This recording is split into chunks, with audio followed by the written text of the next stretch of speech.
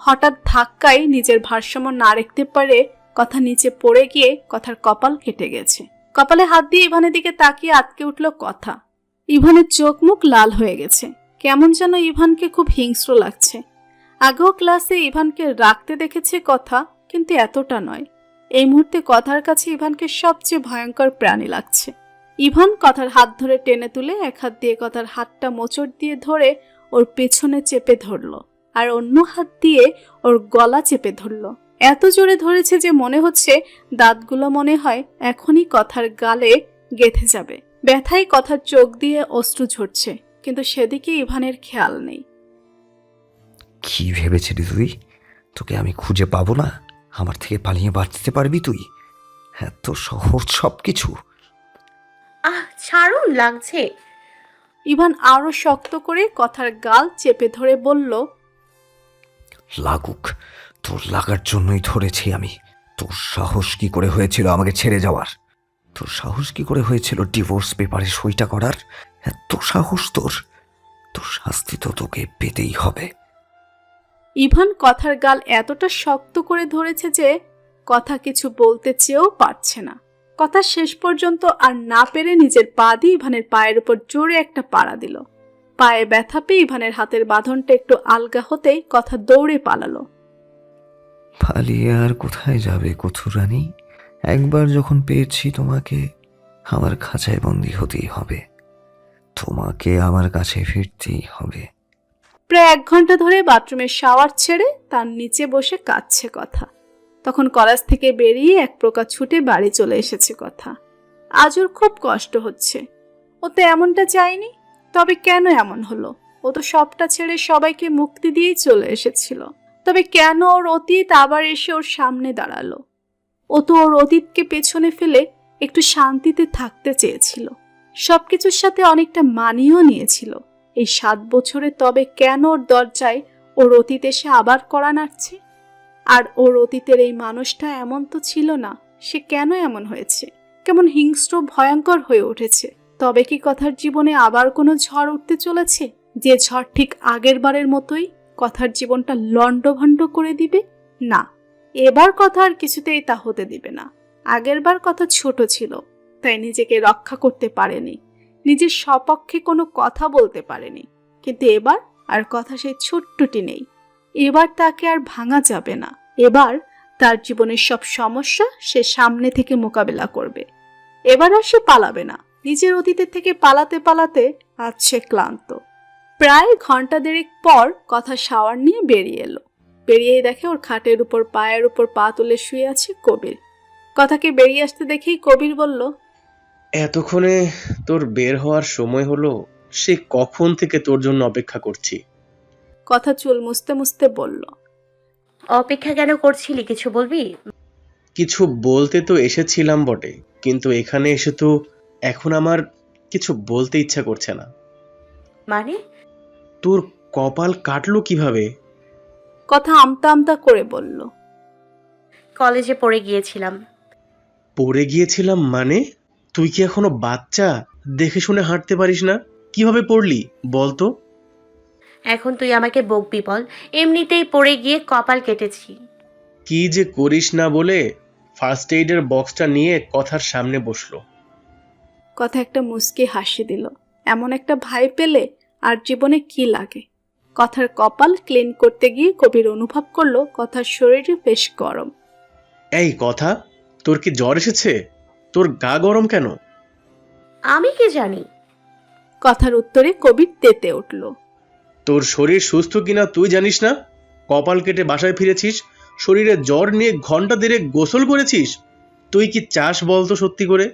তুই কি আমাকে একটুও শান্তিতে থাকতে দিবি না? 2 ভাই বোনের চিৎকার চেঁচামেচি শুনে রিজিয়া বেগম দৌড়ে এলো। কি হয়েছে? তোরা 2 ভাই বোন এভাবে চিল্লাচ্ছিস কেন? চিৎকার করবো না তো কি করব? তোমার আদরেরই মেয়ে কি আমাকে একটা মিনিটও শান্তিতে থাকতে দিবে না? কলেজে গিয়ে কপাল ফাটিয়ে এসেছে, জ্বর নিয়ে ঘন্টা দেড়েক ধরে গোসল করছে। সে কি কথা? কপাল ফাটিয়েছিস কিভাবে দেখি? আজ 2 দিন পর ভার্সিটিতে এসেছে কথা। জ্বরের কারণে কবিরকে 2 দিন আসতে দেয়নি। আর এই 2 দিনে ইভানের কি অবস্থা হয়েছিল একমাত্র সেই জানে। এতদিন পর সে তার প্রেয়সীকে খুঁজে পেয়েছিল, কিন্তু খুঁজে পাওয়ার পরেই আবার তাকে হারিয়ে ফেলেছে। এই 2 দিন পুরো ভার্সিটি হন্যে হয়ে খুঁজছে কথাকে, কোথাও পায়নি। কথা কে না দেখে রাফিয়াকেও খুঁজেছে, কিন্তু সেও কলেজে আসেনি। কথাকে ছাড়া রাফিয়ার একা একা ভার্সিটিতে আসতে ভালো লাগে না, তাই সেও আসেনি। নিজের প্রেয়সীকে হারানোর ভয় ইভানকে আবার জেঁকে ধরেছিল। নিজেকে ভীষণ পাগল পাগল লাগছিল। একটা সেকেন্ডের জন্য 2 চোখের পাতা এক করতে পারেনি। ক্লাসে ঢুকেই কথাকে দেখে যেন প্রাণ ফিরে পেল ইভান, কিন্তু মনের মধ্যে কোথাও একটা চাপা অভিমান, কষ্ট থেকেই গেছে। ইভানের দিকে তাকিয়েই আটকে উঠল কথা। ইভানের চোখগুলো কেমন লাল ফোলা ফোলা, চুলগুলো উস্কো খুস্কো, মানুষটাকে কেমন অসুস্থ অসুস্থ লাগছে। তবে ইভান কি অসুস্থ? ইভানের এমন অবস্থা দেখে মনের কোনো কথাও একটা সূক্ষ্ম ব্যথা অনুভব করছে কথা। কিন্তু ইভান আজ ক্লাসে কথাকে কিছুই বলেনি। ক্লাস থেকে বেরিয়ে কথা বাড়িতে ফিরবে রাফি একটু আগেই চলে গেছে। কথা আবার একটু লাইব্রেরিতে গিয়েছিল, তাই একটু দেরি হয়েছে। কলেজের বারান্দা থেকে যাওয়ার সময় হঠাৎ কথা নিজের হাতে একটা টান অনুভব করলো। পিছনে ফিরে দেখে ইভান ওর হাত ধরে আছে। ইভানের চোখ দিয়ে যেন আগুন ঝরছে। মানুষটা সবসময় কি রেগেই থাকে নাকি? কথা কিছু বুঝে ওঠার আগেই ইভান কথাকে তার অফিস রুমে টেনে নিয়ে গিয়ে ভেতর থেকে দরজা আটকে দিল। আমাকে এভাবে এখানে টেনে এনেছেন কেন? ইভান কথাকে শক্ত করে দেয়ালের সাথে চেপে ধরে। এটা তো আমার জিজ্ঞেস করার কথা, সমস্যা কি তোর? 2 দিন ধরে কলেজে আসিসনি কেন?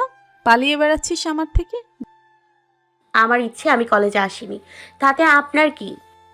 খুব কথা বলতে শিখেছিস তাই না? আর আমার কি?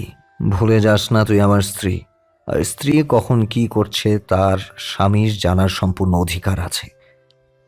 কিসের অধিকার আর কিসের স্ত্রী? আপনার আর আমার অনেক আগেই ডিভোর্স হয়ে গেছে। ডিভোর্স কথাটা শুনে ইভানের মাথায় যেন রক্ত উঠে গেছে। ইভান আবার হিংস্র হয়ে উঠেছে। ইভান কথার গাল চেপে ধরে দাঁতে দাঁত চেপে বলল, কোনো ডিভোর্স হয়নি, কোনো ডিভোর্স না। কথা অবাক হয়ে বলল, মানে? ডিভোর্স পেপারে শুধু তুই একা সই দিয়েছিলি, আমি না। আর তাছাড়া যেদিন যেদিন আমাদের ডিভোর্সের শুনানির কথা ছিল তার একদিনও তুই বা আমি কেউই কোর্টে উপস্থিত থাকতে পারিনি, তাই আমাদের ডিভোর্সও হয়নি। আইনগত তুই এখনো আমার স্ত্রী। বলে কথার গালটা আরো শক্ত করে চেপে ধরে আবার বলা শুরু করলো। কিন্তু আমি একটা কথা ভেবে পাচ্ছি না, তোর সাহস কি করে হয়েছিল ডিভোর্স পেপারে সইটা করার? কথার গালটা এত জোরে চেপে ধরেছিল মনে হচ্ছিল এখনই গাল দুটো ভেদ করে দাঁত বেরিয়ে আসবে। কথা চাইলেও কিছু বলতে পারছে না। ওর চোখ দিয়ে শুধু অনবরত পানি ঝরছে। কি হলো, কথা বলছিস না কেন? উত্তর দে। আমাকে কেন ছেড়ে এসেছিলি? আমার ভালোবাসা কি কম পড়ে গিয়েছিল নাকি? তুই আমাকে ভালোবাসতে পারিসনি? কথা কোনো কথা বলতে পারছে না, শুধু নিজেকে ইভানের হাত থেকে ছাড়ানোর জন্য ছটফট করছে। আনসার দে ড্যাম ইট। বলেই কথাকে এক প্রকার ছুঁড়ে নিচে ফেলে দিল। এক্ষুনি চলে যায় এখান থেকে, না হয় আমি খারাপ কিছু করে ফেলবো। আমি চাই না তোর মৃত্যু আমার হাতে এই মুহূর্তে হয়ে যাক। তোর এখনো অনেক শাস্তি পাওয়া বাকি। এই ইভানকে কথার বড্ড অচেনা লাগছে। আগে তো ইভান এমন ছিল না। না না, এই ইভানকে কথা চিনে না। এই ইভান আগের ইভান না। এই ইভান হিংস্র পশুর সমান। আগের ইভান হলে কথাকে কখনো কষ্ট দিতে পারত না। কথা তড়ি ঘড়ি করে উঠে দরজা খুলে এক দৌড়ে চলে গেল। কথার যাওয়ার দিকে তাকিয়ে ইভান বলল, কেন করলে এমন তুমি? তোমাকে কষ্ট দিলে আমারও যে ভীষণ কষ্ট হয়। তোমাকে যতটা আঘাত করি তার দ্বিগুণ আঘাত যে আমার বুকে লাগে কথু। কেন আমাকে ছেড়ে চলে এসেছিলে? কেন? পরের দিন ইভানের ক্লাস করছিল কথা। হঠাৎ ইভান বলল, তোমাদের যে অ্যাসাইনমেন্টটা করতে দিয়েছিলাম কে কে করেছো? জমা দিয়ে যাও। অ্যাসাইনমেন্টের কথা শুনে যেন কথা আর রাফি আকাশ থেকে পড়ল। ওরা তো এই কদিন ক্লাসেই আসেনি, আর কেউ ওদের বলেও নি অ্যাসাইনমেন্টের কথা। এই কথা আজ মনে হয় আমরা শেষ রে। চুপ কর, এখন কি করব সেটা বল। মিস কথা এবং রাফিয়া, আপনাদের দুজনের অ্যাসাইনমেন্ট কোথায়? কথা আর রাফিয়া দুজনই দাঁড়িয়ে মাথা নিচু করে আছে। ইভান কথা আর রাফিয়ার বেঞ্চের কাছে এসে, ভার্সিটিতে আসেন কি নিজেদের চেহারা দেখাতে নাকি ঘুরতে? অ্যাসাইনমেন্ট করেননি কেন? সরি স্যার, আসলে এই 2 দিন ক্লাস করিনি তো, তাই জানতাম না। অন্যদের কাছ থেকে জেনে নেননি কেন? Sorry sir. বসুন আপনি। আর আপনি? কথার দিকে তাকিয়ে বলল। অ্যাসাইনমেন্ট করেননি কেন? সরি স্যার, জানতাম না। তা জানবেন কিভাবে? সারাদিন যদি চিন্তায় থাকেন গান গেয়ে ছেলেদের নিজের বশে করার, তাহলে অন্য সব কথা তো না জানারই কথা। ইভানের কথা শুনে কথার শরীর রি করে উঠল। ওকে আগে কেউ এমন কিছু বলেনি। বলবে কিভাবে? ও সবসময় ছেলেদের থেকে একটু দূরে দূরে থাকে। ক্লাসের সবাই এই বিষয়টা খুব ভালোভাবেই জানে। সেখানে ইভানের এত বড় একটা অপবাদ কথা কিছুতেই মেনে নিতে পারছে না। আমি অ্যাসাইনমেন্ট আনিনি, ঠিক আছে, কিন্তু আপনি আমাকে এত বড় কথা বলতে পারেন না স্যার। আমি ঠিক আর কি কি বলতে পারি সেটা তোমার ভাবনারও বাইরে। এগুলো অন্তত একজন ভার্সিটির শিক্ষকের কাছ থেকে কাম্য নয়। রাফিয়া ফিসফিস করে বলল। এই কি করছিস? কথা চুপ কর। এখন তোমার কাছ থেকে শিখতে হবে কোনটা কাম্য আর কোনটা কাম্য নয়। শিক্ষক যদি তার আদর্শ ব্যবহার ভুলে যায় তাহলে শিখাতে হবে। কথার কথায় ইভানের রাগ যেন চরম পর্যায়ে পৌঁছে গেছে। How dare you! তোমার সাহস হয় কিভাবে আমার মুখের ওপর কথা বলার? কথা চুপ করে আছে। কি হলো, এখনো চুপ করে আছো কেন? কথা বলছো না কেন? ইভানের ধমকে পুরো ক্লাস কেঁপে উঠল। কথা এখনো চুপ করে আছে, কোনো কথা বলছে না। এতক্ষণ তো খুব কথা বলছিলে, এখন চুপ করে আছো কেন? বলে পাশের বেঞ্চ থেকে হাতে একটা স্কেল নিল। হাত পাতো। কথা সহ ক্লাসের সব ছাত্রছাত্রীরা অবাক চোখে ইভানের দিকে তাকিয়ে আছে। ইভান কি এবার এত বড় একটা মেয়েকে স্কুল পড়ুয়া ছেলে মেয়েদের মতো মারবে? কি হলো, হাত বাড়াও। কথা আস্তে আস্তে হাত বাড়িয়ে দিল। ভয় পেলে চলবে না, নিজের জীবনের সবকিছু সাহসের সাথে মোকাবেলা করতে হবে। আর কোনো কিছু থেকে পিছু ফেরা যাবে না।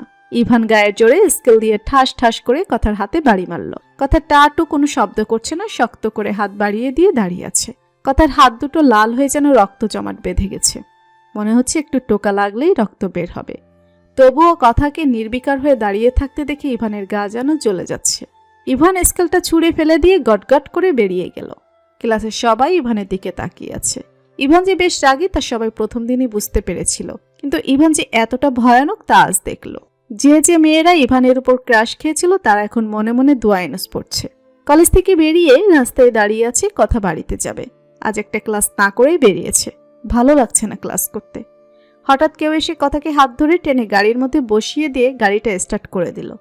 লোকটাকে দেখার জন্য পাশ ফিরতেই কথা চমকে উঠল, কারণ ওর পাশে বসে ড্রাইভিং করছে ইভান। ভীষণ রাগ হচ্ছে ইভানের উপর। এই লোকটা আবার এখানে কেন? কি চাই এর? সমস্যা কি আপনার? কোথায় নিয়ে যাচ্ছেন আমাকে? ক্লাসে বসে মেরে মনের স্বাদ মেটেনি আপনার? ইভান কোনো কথা বলছে না, সামনের দিকে তাকিয়ে মনোযোগ দিয়ে গাড়ি চালাচ্ছে। ভাবটা দেখে এমন মনে হচ্ছে ওর আশেপাশে আর কারো কোনো অস্তিত্ব নেই। ইভানের এমন ভাব দেখে কথার গা জ্বলে যাচ্ছে। ইচ্ছে করছে এই লোকটাকে এখনই এই চলন্ত গাড়ি থেকে ধাক্কা মেরে ফেলে দিতে পারত। কথা বলছে না কেন? গাড়ি থামান, নামবো আমি। হঠাৎ ইভান একটা নির্জন জায়গা দেখে গাড়িটা থামিয়ে দিল। এমন জায়গায় গাড়ি থামাতে দেখে কথা আরো কিছুটা ভয় পেয়ে গেল। এমন একটা জায়গায় কথাকে মেরে গুম করে দিলেও কেউ টের পাবে না। আর ইভানের আচার আচরণও তেমন ভালো ঠেকছে না। যে কোনো সময় যে কোনো কিছু করতে পারে। এই ইভানের সাথে আগের ইভানের কোনো মিল নেই। কথা একটা ঢোক গিলে বলল, এখানে গাড়ি থামালেন কেন? আমি বাড়ি যাব। ইভান কোনো কথা না বলে কথার হাতটা টেনে নিয়ে পকেট থেকে একটা মলম বের করে পরম যত্নে কথার হাতে লাগিয়ে দিতে শুরু করলো। ইভানের এমন ব্যবহারে কথা যেন অবাকের চরম সীমায় পৌঁছে গেছে, কিন্তু পরক্ষণেই মেসেজটা বিগড়ে গেল। আদিক্ষেতা দেখাতে হবে না, জুতো মেরে গরুদান করছেন। এইসব নাটক আমার সাথে করবেন না। ইভান কোনো কথা না বলে নিশ্চুপভাবে কথার হাতে মলম লাগিয়ে দিচ্ছে। কথা এবার যেন নিজের কান্না ধরে রাখতে পারছে না। আসলে আপন কেউ একজন আমাদের সাথে খারাপ কিছু করলে যতটা না কান্না আসে তার থেকে বেশি কান্না আসে যখন সে আমাদের মান ভাঙাতে আসে। কথার অবস্থাও হয়েছে তেমন। কথা হু হু করে কেঁদে দিল। কথা কেঁদে কেঁদে বলল, আপনি এমন কেন করছেন আমার সাথে? অতীতে আমাকে, আমার পরিবারকে এত শাস্তি দিয়ে হয়নি আপনার, এখন আবার কেন এত শাস্তি দিচ্ছেন? আপনি চাইলে আমি আপনাকে ডিভোর্স দিয়ে অনেক দূরে চলে যাব। ইভান এতক্ষণ যাও একটু শান্ত ছিল, নিজের প্রেয়সীকে করা আঘাতের যন্ত্রণায় নিজেই জর্জরিত ছিল। কিন্তু এই ডিভোর্স আর কথার আবার চলে যাওয়ার কথা শুনে ইভানের মাথায় আবার ধপ করে আগুন ধরে গেল। ইভান এক হাত দিয়ে কথার কোমর ধরে টেনে নিজের কাছে এনে অন্য হাত দিয়ে কথার গাল চেপে ধরল। ইভান দাঁতে দাঁত চেপে বলল, চুপ করে আছি বলে ভালো লাগছে না তোর? আর কি বললি, ছেড়ে যাবি? আর কখনো যদি আমাকে ছেড়ে যাওয়ার কথা চিন্তা করিস তাহলে একদম মেরে দেব। তুই জানিস না তুই আমার শেষ ঠিকানা? তুই যদি আমাকে ছেড়ে চলে যাস তাহলে আমি কোথায় যাব? এই পৃথিবীতে আমার মতো ঠিকানাহীন মানুষের অস্তিত্বটাই হয়তো হারিয়ে যাবে তখন। বলে কথাকে ছেড়ে দিয়ে গাড়িতে স্টার্ট দিল। কথা ফ্যাল ফ্যাল করে ইভানের দিকে তাকিয়ে আছে। ইভান ঠিক কি বলল সবটাই কথার মাথার উপর দিয়ে যাচ্ছে। আসলে কিছুদিন ধরে ইভানের করা ব্যবহারগুলো আর আজকে ইভানের বলা কথাগুলো কিছুতেই মিলাতে পারছে না কথা। তবে মাত্র বলা কথাগুলো বলার সময় কথা ইভানের চোখে আগের মতো সে হিংস্রতা দেখতে পায়নি, বরং এবার ইভানের চোখের মধ্যে লুকিয়েছিল একটা চাপা কষ্ট, কাউকে হারিয়ে ফেলার আর্তনাদ। ভার্সিটির সামনে এসে গেছে, নামো। কথা তাকিয়ে দেখলো সত্যি ভার্সিটির সামনে এসে গেছে। মাথার মধ্যে হাজার কথা চিন্তা করতে করতে কখন যে ভার্সিটির সামনে চলে এসেছে কথা খেয়ালই করেনি। কথা চটজলতেই গাড়ি থেকে নেমে দাঁড়ালো, কারণ এক্ষুনি কবির ওকে নিতে আসবে। কবির এসে যদি ওকে না পায় বা ইভানকে দেখে ফেলে তাহলে নির্ঘাত একটা রক্তারক্তি কাণ্ড ঘটিয়ে ফেলবে। তারপর যদি আবার আজকের কলেজের ঘটনা জানতে পারে তাহলে তো কথাই নেই। যেমন ইভান তেমন তার ভাই, কেউ কারো থেকে কম না, দুইটাই রাগের গোডাউন। ওদের দুজনের রাগ যদি একসাথে করা যায় তাহলে দ্বিতীয় বিশ্বযুদ্ধ জাপানে হিরোশিমা নাগাসাকিতে মারা পারমাণবিক বোমার থেকেও ভয়ঙ্কর বোমা বানানো যাবে। কথা ভার্সিটির সামনে দাঁড়িয়ে অপেক্ষা করছে কবিরের জন্য। কবির এসে কথার সামনে বাইক থামিয়ে নেমে ভার্সিটির মধ্যে উকিঝুঁকি দেওয়া শুরু করেছে। কিরে, ভার্সিটির ভেতরে কি দেখছিস অমন উকি ঝুঁকি দিয়ে? কবির আমতামতা করে বলল, না কিছু না। আচ্ছা, তোর বান্ধবীকে দেখছি না যে, সে কোথায়? কথা একটা মুচকি হাসি দিয়ে বলল, ও এই ব্যাপার, তাই তো বলি আমার ভাইটা ভার্সিটির ভেতরে এত উকি ঝুঁকি দিয়ে কি দেখছে? ও ভেতরে আসছে। কি বলছিস এসব? মাথাটা গেছে তোর? হুম, বুঝি বুঝি সব। কবির আর কথার মধ্যেই রাফি এসে হাজির। রাফিয়াকে দেখেই কবিরের ঠোঁটে একটা লম্বা চড়া হাসি ফুটে